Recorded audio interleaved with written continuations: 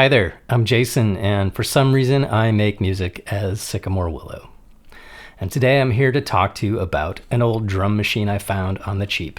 It is the Korg Minipops Jr. So, for as long as I can remember, I wanted a Minipops 7. It's a drum machine that was made famous by Jean-Michel Jarre and Aphex Twin. But they're pretty hard to come by, and anytime I've found one, the seller wants more than I'm willing to pay.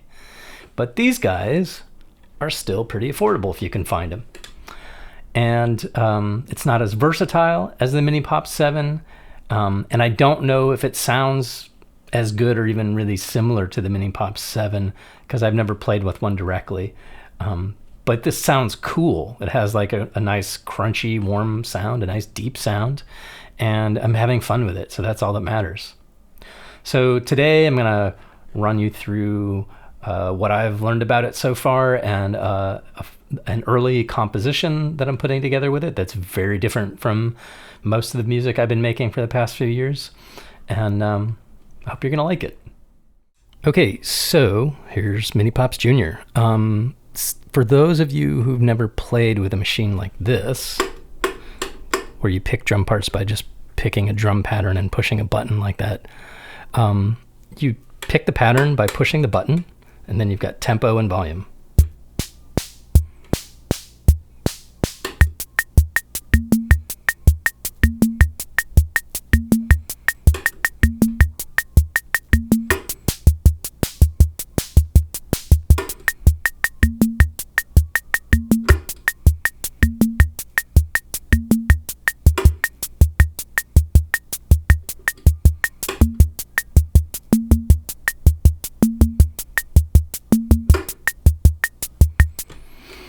But in addition to choosing the pattern, tempo, and volume, this was a thing I discovered as a kid. So when I was a kid, I would see drum machines built into like home organs or standalone drum machines, much like this, that were meant to be used with home organs.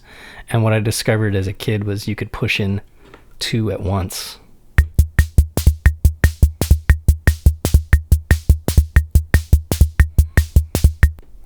So when I was a kid, I just thought that was fun and weird. And now fast forward a few decades, and now I recognize this as an interesting polyrhythm. Or maybe I'm just a grown-up kid. But anyway, once I heard this particular combination of rhythms, I was curious to start manipulating it and see if I could make a track. So I tried a few things, just 3. The first thing was to double it with a delay. I picked my Wazacraft DM2W because it's got a crunchy dub-like delay, and I could just pull it out really quick and get going. I also want to try it with a tape echo, but here's what it sounds like with the Wazacraft.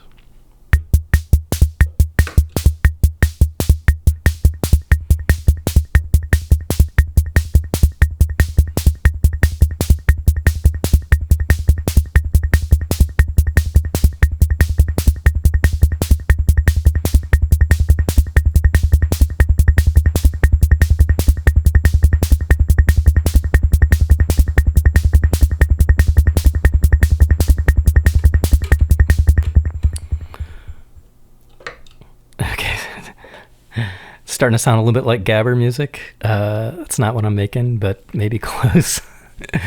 Then the next thing I picked was the Ottobit Jr. because I wanted a filter and I wanted bit crushing and stuttering and fun things to do to the drums to further manipulate them. I won't demonstrate that now. You'll hear that in the track. The last thing I used in this chain was I wanted reverb. So I grabbed my CXM 1978.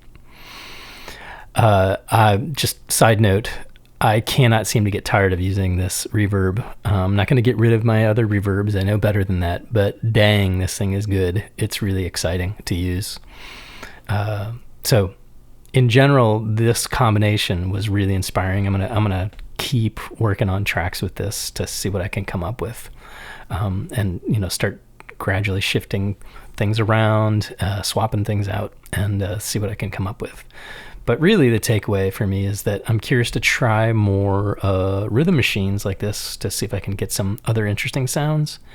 And I'm also just in general interested in playing with drum loops more. I haven't played with drum loops in ages. So I think what I'm going to do is create or grab some existing drum loops, throw them on my Digitact, and start running them through fun effects chains like this to see what I can come up with that's inspiring. Hopefully you're inspired as well. It's time for a disclaimer. This thing is not the ultimate drum machine. Don't want you to go knocking yourself out to get this particular one. I mean, if you really liked it, you do you. But what drew me to it was the Minipops name being associated with Jean-Michel Jarre and Aphex Twin. I'm a collector, but I'm also a musician, and I only collect things that I use to make music. And I want to use things more than once to make them worth my while. Which relates to a thought I had while I was playing with this, is that I realized at one point that this is just a fancy drum loop in a box, a collection of drum loops. Anyway, you get the idea. But maybe that's not a bad thing. Having the drum pattern already created for me and no way for me to alter the pattern, it forced me, well, it asked me nicely to think about manipulation and creativity in other ways beyond the drum pattern itself. So I got out effects and pushed multiple buttons. There's loads of other things I could try with this that I haven't tried yet. So for sure it's fun to explore by creating drum patterns, but this is another really inspiring way to think about exploration and to reach for tools you already have in your studio to make new sounds and make them your own. Along those lines, I want to let you know that I'm working on making a collection, a large collection of samples and loops that I've been hoarding for the past couple of years, and I want to share them with the world. Along those lines, let me know if you would like some samples of this guy.